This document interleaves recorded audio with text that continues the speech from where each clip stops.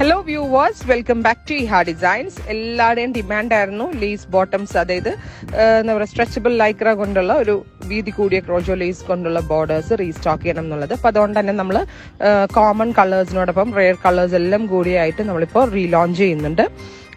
Ready for dispatch within 3 ഡേയ്സിലായിരിക്കും ഇതിൻ്റെ despatching.